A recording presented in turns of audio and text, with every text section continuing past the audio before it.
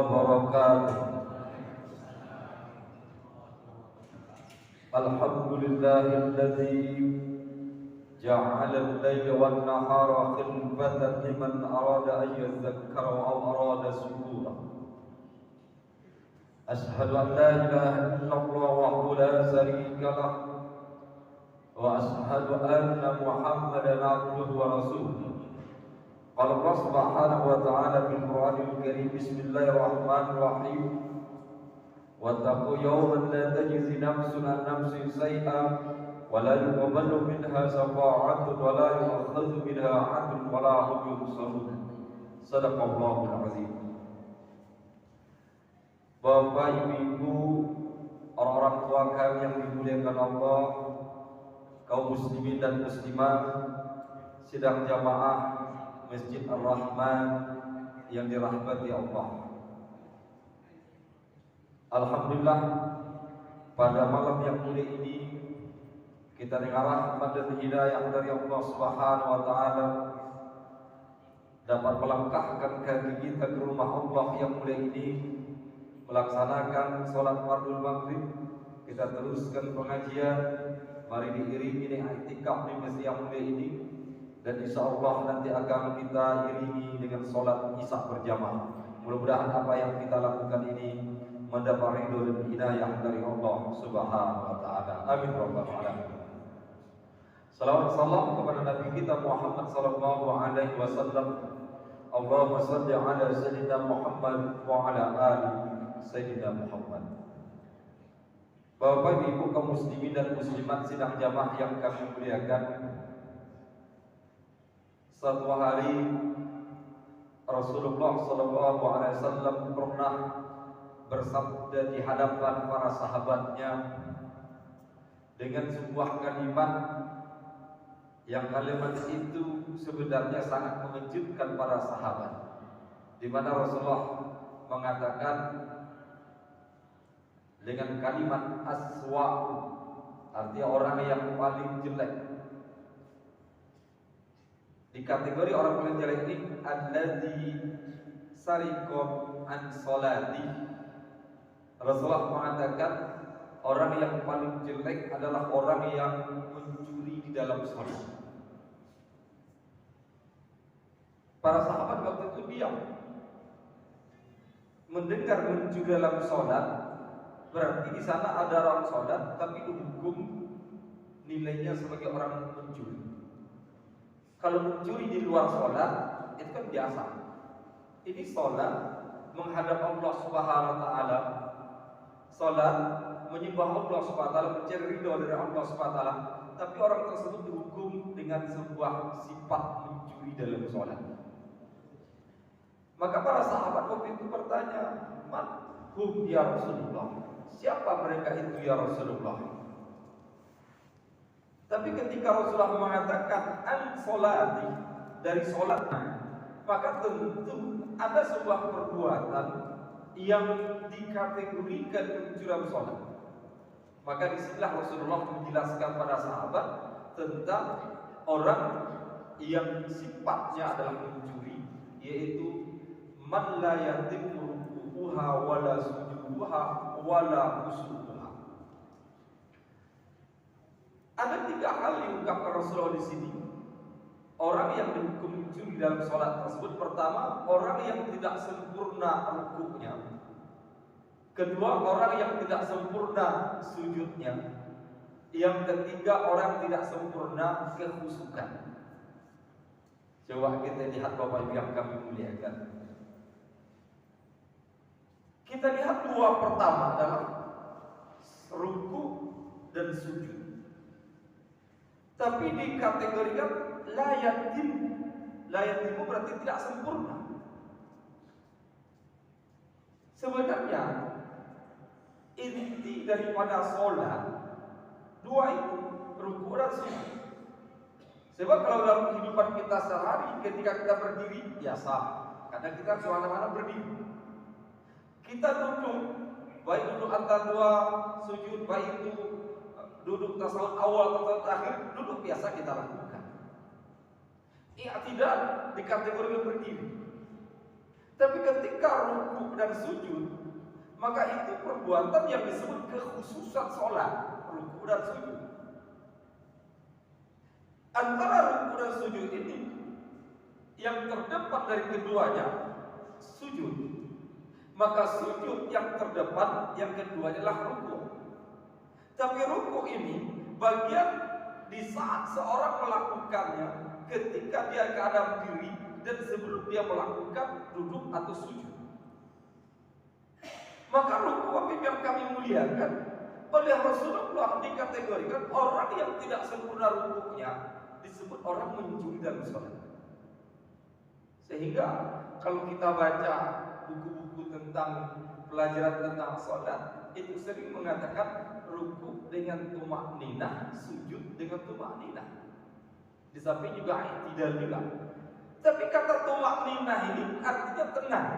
Artinya hendaklah kita ruku dengan tenang, hendaklah kita sujud dengan tenang. Kategori tenang ini diambil dengan sebuah indikator membaca bacaan di dalamnya dengan 3 kali.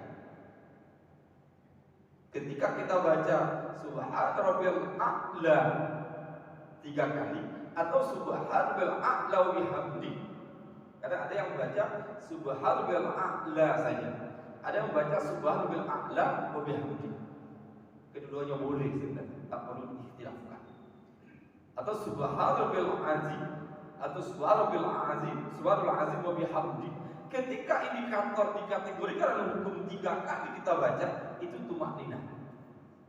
Maka tumak ninah itu dikategorikan dengan tenang.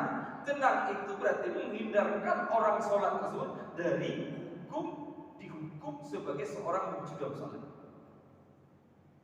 Tapi kalau orang baca sekali tapi lambat, beda Bapak Ibu yang kami muliakan, ruku Subhanallah azim wa bihamdi, subhanallah azim wa bihamdi, cepat. Tapi kalau dibaca Subhana Rabbiyal azim wa bihamdi, kalau enggak dibaca tenang dia baca, bisa dikategorikan juga dengan sebuah ketenangan. Maka Bapak Ibu yang kami muliakan, ruku dan sujud itu bukan dilihat dari bacaan di saat kita membaca, tapi adalah kesempurnaan di saat gerak. Berarti ada 2 hal yang dilihat. Pertama, gerak yang kita lakukan ketika ruku dan sujud. Yang kedua, ucapan yang kita lakukan ketika ruku dan sujud. Maka ucapan adalah dengan membaca sekali, 2-3 kali. Kalau kita baca sekali dengan tenang dan tidak tergesa-gesa, sudah masuk dalam kategori tenang. Tapi ketika kita bawa dalam gerak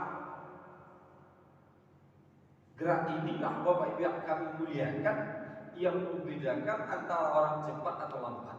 Karena gerak ruku itu Bapak Ibu yang kami muliakan adalah memposisikan tulang belakang kita lurus dan membengkak waktu punggung itu sendiri, dan memposisikan kepala dan tulang dan punggung kita itu datar.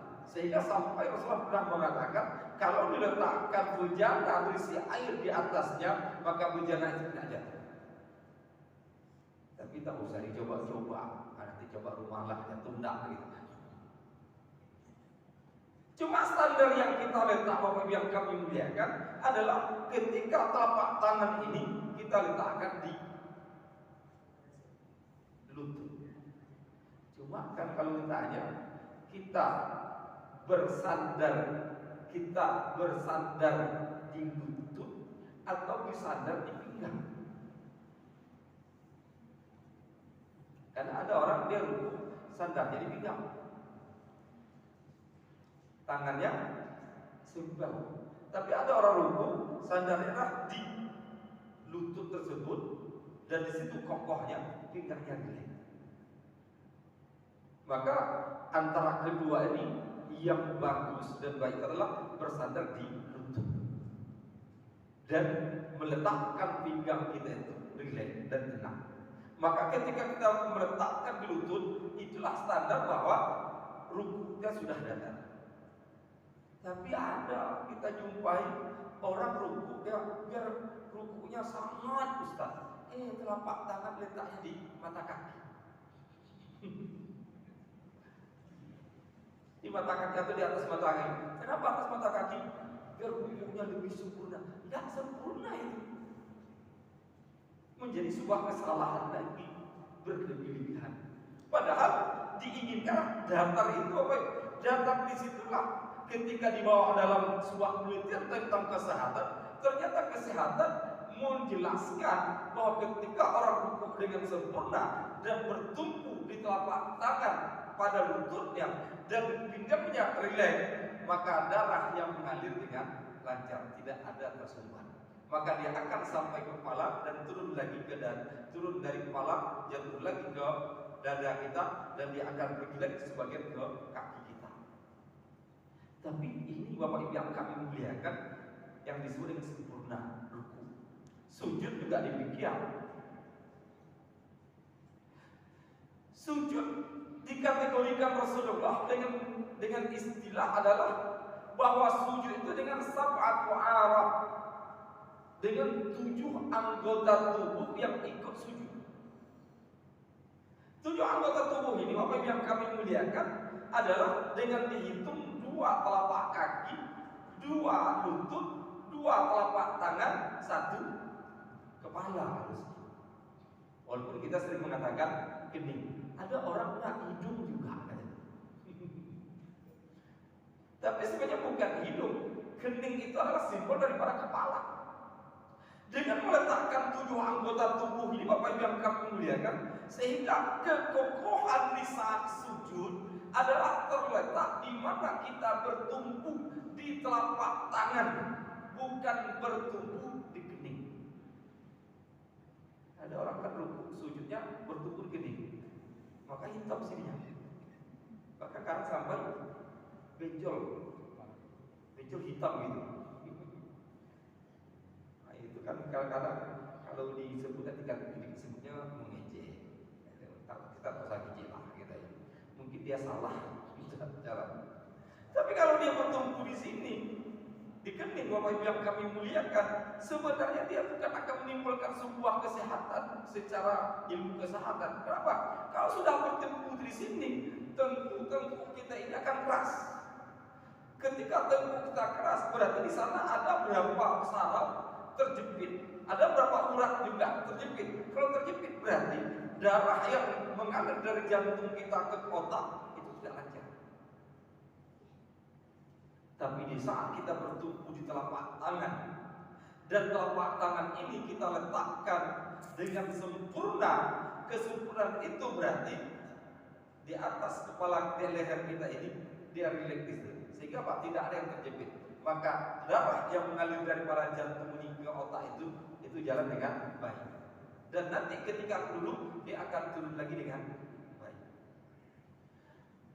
Ketika Rasulullah mengatakan la yatimmu sujud duha, tidak sempurna sujud, maka kesempurnaan sujud daripada ucapan perkataan tentu dibaca dengan tenang. Indikator dalam hukum fikih letakkan 3. Tapi ketika dibawa dalam gerak, maka gerak itu kalau orang itu sujud dengan sempurna, tentu dia akan mengokohkan. Ketika kokoh itu tidak bisa sejenak. Coba kalau kita kokoh itu tidak bisa sejenak, dia akan merasakan sebuah ketenangan dari perbuatan tersebut. Tergantung Bapak Ibu, apakah ini kita letakkan mendatar di bawah telinga, ada juga di bawah ini. Tapi sebenarnya yang diperhatikan adalah pada kaum perempuan. Kaum perempuan kalau sujud itu diletakkan di bawah leher. Laki-laki silakan melebar, tapi kalau melebar hati-hati orang samping. Kalau perempuan kenapa di bawah ini? Karena berhati-hati jangan sampai nanti terbuka aurat. Sebab kalau dia melebar ini kan bisa saja tampak auratnya dari daerah ketiak. Maka diminta untuk begini. Tapi ketika sudah minta begini, tetap antara kelebihan harus Bapak Ibu yang kami muliakan, siku ini ke atas, tidak boleh melebar.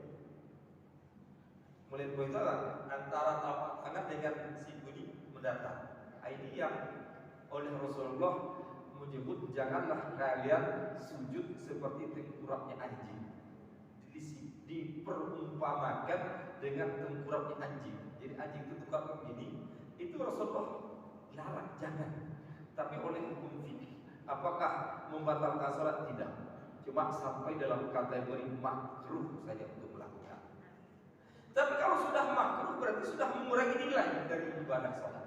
Tapi ketika kita bisa secara sempurna dan kokoh, kemudian kita baca dengan 3 kali, itu sudah sampai kita kepada kesempurnaan itu, Bapak Ibu.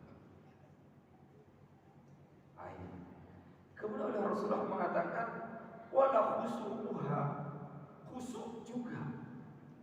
Jadi kalau tadi sudah bentuk dari inti ruku dengan sujud, sampai satu sisi yang tadi adalah sebuah gerak yang tanpa ada salat, disambung oleh Rasulullah dengan khusyuk. Khusyuk ini adalah sisi batin, bukan zahir. Sisi batin yang berada dalam diri kita. Ketika sisi batin ada dalam diri kita ini, maka sisi yang kami muliakan, dia berkaitan dengan pikiran, dia berkaitan dengan perasaan, dia juga berkaitan dengan rasa yang kita rasakan. Maka ketika rasa yang kita rasakan, pikiran yang kita pikirkan, perasaan yang timbul Bapak Ibu yang kami muliakan, di saat itu yang mengganggu daripada kehusukan itu adalah yang disebut dengan hamazah atau disebut dengan al-waswas. Hamazah itu adalah bisikan, tapi juga berarti gangguan. Maka ada doa yang diajarkan oleh Rasulullah dan itu terdapat dalam Al-Quran surah Al-Mu'minun ayat 7, ayat 97 dan 98. Dimulai dengan wa qur rabbi a'udzubika min hamazatis syayatin wa a'udzubika rabbi ayahdurun. Maka kalau ketika dia menjadi doa, maka dibaca rabbi a'udzubika min hamazatis syayatin wa a'udzubika rabbi ayahdurun. Memang banyak baca-bacaan yang bisa kita baca sebelum kita sholat. Artinya apa? Doa-doa yang kita baca sebelum sholat banyak. Membaca sholat Al-Ikhlas, ayat kursi, atau mu'awwazatain, Qul a'udzu bil falaq dan Qul a'udzu bin nas, itu dianjurkan. Tapi kalau itu dibacakan cukup panjang. Coba kita berimam baca ayat kursi, baca surah Al-Ikhlas, baca Al-Falaq An-Nas, berapa menit? Ada yang sangat sederhana, ini diajarkan Rabbi